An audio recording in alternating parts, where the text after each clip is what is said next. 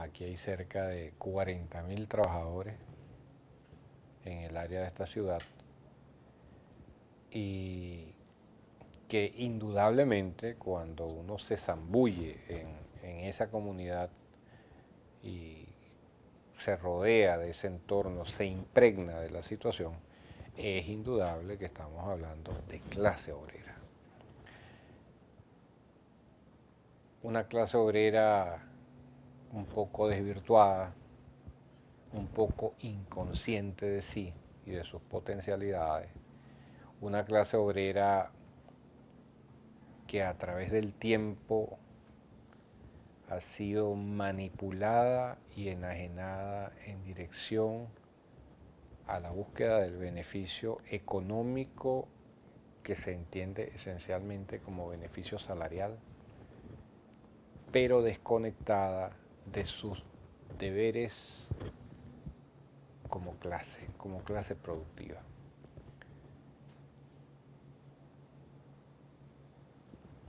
Una clase que está fraccionada, partida en trozos, en islas, en tendencias, en función ya sea de intereses de grupos políticos, de intereses de grupos económicos, de intereses de grupos sindicales y de intereses muy oscuros que se mueven en torno a lo que estas empresas representan como fuentes de ingresos. Yo digo que los países en su historia tienen puntos nodales que pareciesen estar condenados a repetirse. Así como en el proceso de la gesta independentista, la toma de Guayana era y fue decisiva para la consolidación de la independencia nacional e incluso para la construcción del proyecto colombiano del Libertador. Particularmente yo creo que en Guayana se está jugando el futuro del proceso bolivariano. Creo que en Guayana hoy día el Estado venezolano no ejerce soberanía plena, no tiene control efectivo sobre la gestión de estas empresas, ya que la red compleja de intereses locales, de intereses mezquinos, ligados a intereses transnacionales, hace que efectivamente las políticas del Estado aquí no se cumplan a cabalidad.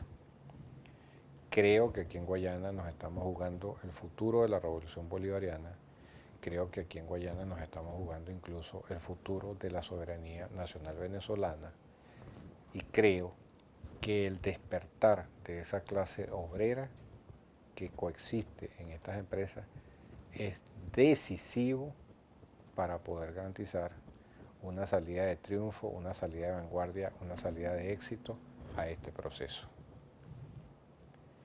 Esa conflictividad está ligada un poco a eso, a una clase obrera sin conciencia de sí, a una clase obrera fraccionada, repartida entre miles de intereses, a una clase obrera que exige sus derechos, pero que muchas veces no comprende sus deberes, y a una visión de enclave que nos sembraron acá las transnacionales en el pasado y que hasta ahora no hemos sido capaces de romper. Por lo tanto, yo aspiraría que en el cortísimo plazo, de una vez por todas, el gobierno nacional haga una evaluación a fondo de la situación de Guayana y dictamine lineamientos estratégicos que permitan superar la crisis que aquí se presenta. Puerto Ordaz es una ciudad ilusoria, ¿no? Es una ciudad que te da una imagen de organización, de desarrollo. Efectivamente, esta es una ciudad que fue planificada. Es la única ciudad de Venezuela que fue planificada dentro de una política de Estado. Incluso tengo entendido que en la planificación de esta ciudad participó Jorge Niemeyer, el mismo arquitecto que diseñó Brasilia. Pero cuando tú cruzas los puentes sobre el Caroní y vas hacia San Félix, te encuentras la ciudad real, la ciudad histórica, la clásica ciudad venezolana atrapada en la marginalidad, en los malos servicios, etcétera, etcétera. Es decir, las transnacionales y las políticas de la Cuarta República dividieron esta ciudad en dos polos. Puerto Ordaz era una urbanización concebida para la alta gerencia y para los cuadros medios. Y San Félix era el barrio para los obreros. Todavía hasta hoy día esta situación esencialmente se mantiene. Entonces yo cuando vienen aquí gente que viene de visita, que no ha venido a Puerto Ordaz, turistas nacionales o internacionales, yo les digo, Puerto Ordaz es la ilusión, si quieren ver la realidad, crucen hacia San Félix. En ese contexto, esa clase trabajadora ha sido desvirtuada por la visión ilusoria de Puerto Ordaz. Basta con que usted salga un domingo por esta ciudad donde lo único que va a encontrar abierto es el centro comercial más grande de acá. Y una vez allí se puede dar cuenta que toda la ciudad está allí metida. Un sistema que me recuerda mucho a las ciudades angloamericanas cuando las visité, que la gente pasa trabajando de lunes a sábado y el domingo se van a los centros comerciales a gastarse los ingresos de esa semana y un poco más. Entonces una clase trabajadora que está atrapada definitivamente en el fenómeno del consumismo y que solo entiende su bienestar en la medida que tiene capacidad para consumir. Entonces tenemos una clase trabajadora atrapada en el elemento salarial como único elemento reivindicativo, ya que allí siente que adquiere poder de consumo.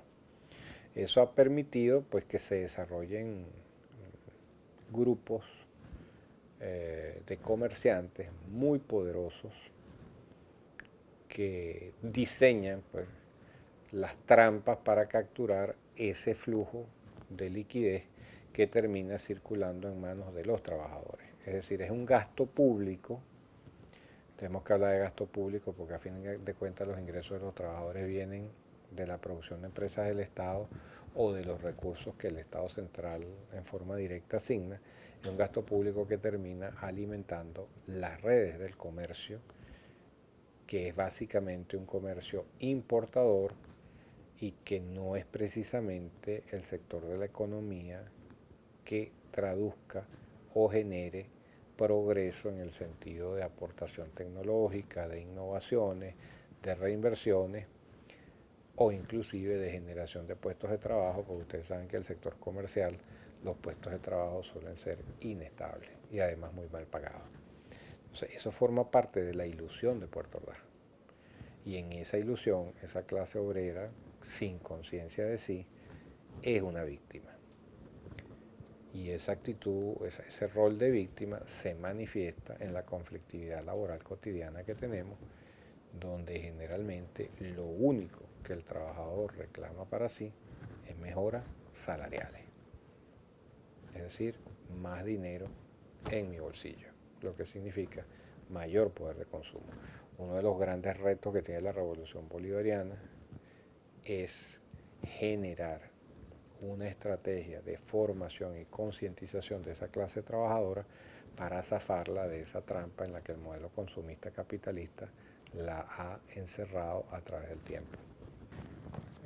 Continuando con el tema de la conflictividad laboral, es bueno señalar que en este momento Benalún es una empresa que presenta índices de ausentismo muy altos, ausentismos que a veces rayan hasta un 20%. ¿Dónde está la raíz de este ausentismo?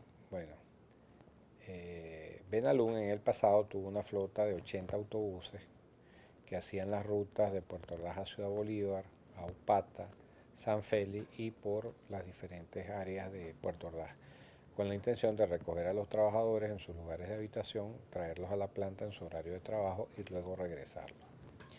En el paso de los años, producto de que nunca hubo una política de mantenimiento preventivo ni hubo una política de procura adecuada de repuestos, esa flota se ha deteriorado al extremo de que hoy día operativos tenemos prácticamente 25 autobuses. Eso genera problemas logísticos muy serios, rutas que definitivamente no pueden ser cubiertas y el contrato colectivo establece que si un trabajador, el autobús no pasa por la ruta donde él habita, está en la libertad de no venir a laborar ese día y se le paga la jornada en forma normal. Entonces tenemos un déficit en el sistema de transporte, tenemos un marco legal, el contrato colectivo, que ampara a ese trabajador para no venir a su puesto de trabajo, y tenemos un problema definitivo, que es que tenemos una nómina supernumeraria, es decir, tenemos más gente de la que en la realidad la planta requiere. Esas condiciones generan ocio, es decir, tenemos más trabajadores de los que en realidad necesitamos, y aunque el trabajador venga a su jornada, es muy probable que no encuentre qué hacer porque es un trabajador que está excedentario. Esa situación de ocio, esa situación de amparo a la no asistencia al puesto de trabajo, coadyuva a que se generen focos de interés que conducen a una pérdida de la moral del trabajo, de la ética del trabajo. Entonces hay un fuerte, digamos, reto en el sentido de recuperar en nuestros trabajadores ese sentido de la ética del trabajo, ese sentido de la responsabilidad y ese sentido de la importancia que tiene el desempeño de cada uno de ellos en las actividades que la empresa lleva adelante como unidad productiva.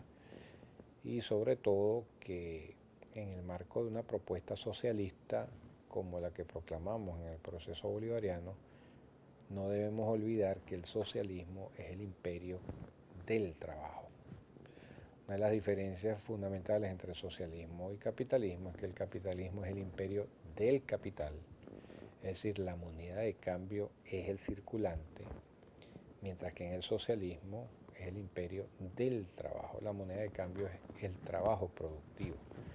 Entonces, ese trabajador productivo de estas empresas básicas de Guayana, hoy día, producto de todas las aberraciones que hemos venido comentando, ha perdido ese sentido de moneda de canje que significa el ser productivo en el trabajo, el de ser generador de bienes que satisfagan necesidades humanas. Claro, Guayana desde el punto de vista cultural también resume una serie de elementos interesantes. Esta es una región de población aluvional. Aquí ustedes van a conseguir venezolanos de todas partes, van a conseguir ciudadanos de todas partes del mundo, van a conseguir la incidencia de culturas autóctonas provenientes de diferentes etnias y se constituye lo que los sociólogos llaman un fenómeno de policromía cultural. Es decir, es tal la mezcolanza de visiones y de valores que no terminan de asentarse porque el proceso es todavía muy joven. La CBG hace poco cumplió 50 años de fundada y Puerto Ordaz también es una ciudad que está más o menos por ese orden. No terminan de asentarse en forma precisa cuáles pudieran ser los valores enaltecedores a los cuales una clase trabajadora relativamente joven y emergente, pues estamos hablando de medio siglo, pudiese ceñirse para convertirse en vanguardia de un proceso revolucionario. Tenemos además que Bolívar es un estado minero, entonces pesa la cultura del minero, la cultura del pan para hoy, hambre para mañana, como decimos en criollo. Entonces tenemos un trabajador pendiente de cobrar bonos, que cuando ustedes analizan el monto de ese bono en términos cuantitativos y lo que significa como poder de consumo, pueden entender que ese bono nunca va a ser la solución a los problemas estructurales de cobertura social que ese trabajador necesita. Es decir, debemos ir hacia una política de cobertura social bien estructurada para garantizarle a ese trabajador efectivamente unos niveles de vida digna que le permitan construir un proyecto societario de incorporación de todos los componentes de una sociedad. La cultura del bono no es más que un reflejo y una reiteración de la cultura del minero. El minero que en una bulla consigue unas gramas de oro y ese día es el dueño del pueblo y al día siguiente ustedes lo ven pasando el ratón de regreso a su bulla para volver a empezar.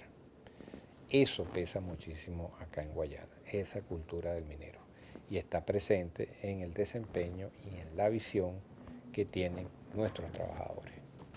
Como conclusión, me gustaría reiterar algo que ya dije. En Guayana, el proceso bolivariano se está jugando el futuro de la revolución y la soberanía nacional. Esa clase trabajadora que acá tenemos, con todos sus defectos, es la fuerza que el proceso requiere para iniciar una transformación profunda y definitiva. Del trabajo que los revolucionarios responsables hagamos para lograr que esa masa trabajadora tome plena conciencia de sí y para sí como elemento transformador, de ese trabajo y de ese esfuerzo dependerá el éxito definitivo de este proceso revolucionario que Venezuela vive hoy día.